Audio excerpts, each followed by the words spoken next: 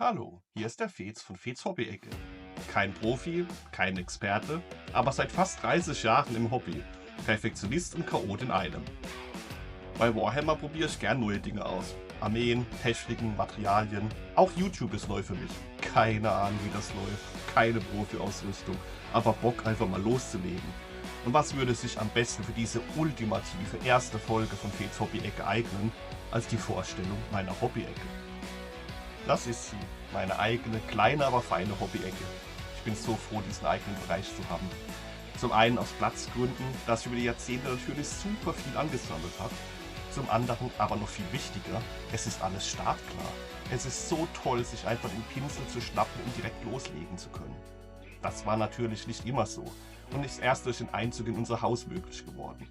Mehr als 20 Jahre in meiner Hobbyzeit waren alle Farben und Modelle sorgfältig in irgendeinem Schrank verräumt. Ich erinnere mich so gut an die Gedanken. Ich habe jetzt echt Bock auf Warhammer. Dann gab es immer zwei Möglichkeiten. Entweder man holte alles raus, bereitete den Bereich vor und malte dann noch ein wenig. Oder Möglichkeit Nummer 2, man dachte daran, alles rausräumen zu müssen und hatte dann doch keinen Bock mehr. Wie sieht es bei euch aus? Habt ihr auch einen kleinen eigenen Bereich für Warhammer oder allgemein für eure Hobbys? Oder kennt ihr das Problem, das ich beschrieben habe? Lasst es mich gerne in den Kommentaren wissen. Mein Tisch ist meist randvoll mit Modellen in unterschiedlichsten Fertigstellungsstufen. Hier übrigens ganz wichtig im Alter, Vergrößerungsbrille. Ja, ich wechsle einfach gern zwischen verschiedenen Modellen, Farbschema. Ich brauche die Abwechslung.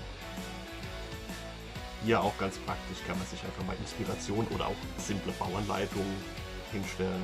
Verschiedene Tufts, Schädel, was man eben so braucht. Oder ja, unterschiedliche Kleber. Plastikkleber, Sekundenkleber, Basteleien, alles was man braucht. Oder Magnete in unterschiedlichen Größen, Klebeband. Auch allerhand an Werkzeug, Seitenschneider, Entgrater, Skalpell, Bohrer. Also kommt schon einiges zusammen. Hier unten in der Schublade dann noch Maßbänder und Würfel, Labelmaschine und Farbrüttler. Keine Ahnung, wie die Dinger genau heißen. Ansonsten ja, auf der linken Seite hauptsächlich auch Basic-Materialien vorbereitet. Noch mehr halbfertige Modelle. Spezialfarben, Texturfarben. Ganz wichtig mein Malkompendium, weil ich mir im Alter nichts mehr merken kann. Das kommt jetzt erstmal weg. Ich hoffe, ich finde es nachher wieder. In der Schublade hier dann alle geöffneten Farben, die ich für keins der 1000 Projekte aktuell benötige. Kommen dann alle da rein, hat man wieder ein bisschen mehr Platz auf dem Schreibtisch.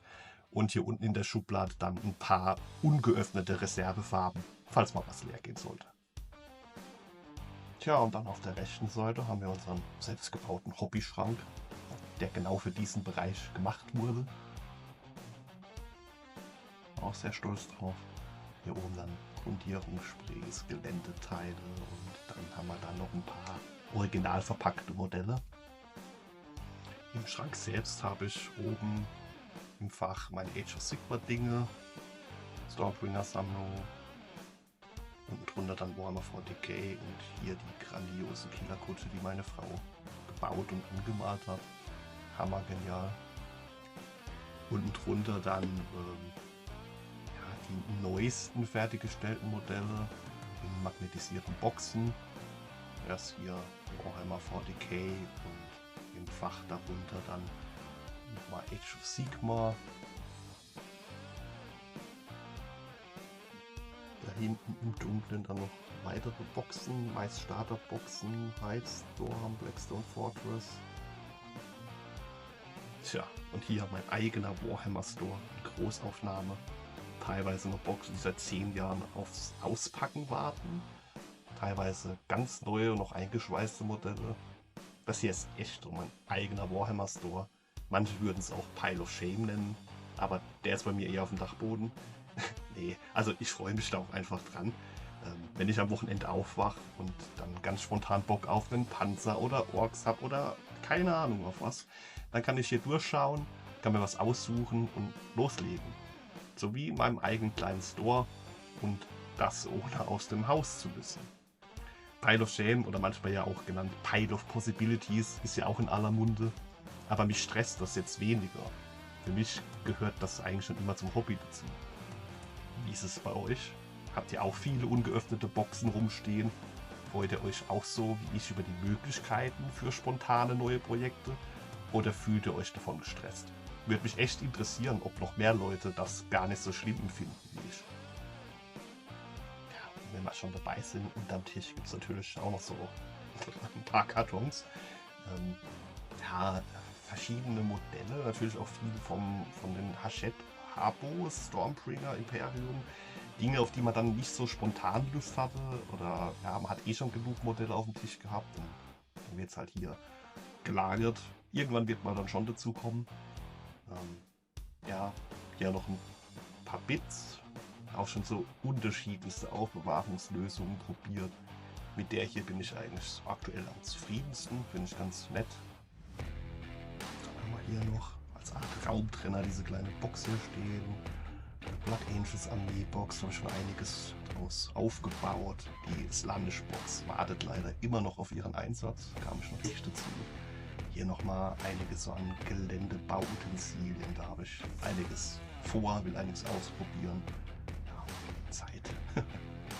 Und ja, hier unten haben wir dann noch so ein paar ganz alte Modelle der Kids. Müsste ich mal rausräumen, da habe ich auch noch ein bisschen mehr Platz da. Ja, das war die Reise durch meine Hobby-Ecke. Etwas Chaos gehört zu Warhammer einfach dazu. Auch auf dem Hobbytisch. Trotzdem versuche ich hier und da mit Systemen ein bisschen Ordnung zu schaffen und das Chaos in einem gewissen Rahmen zu halten. Aber ja, wie auch immer, das war es erstmal von mir. Danke euch fürs Zuschauen. Lasst gerne ein Like da und bis zum nächsten Mal.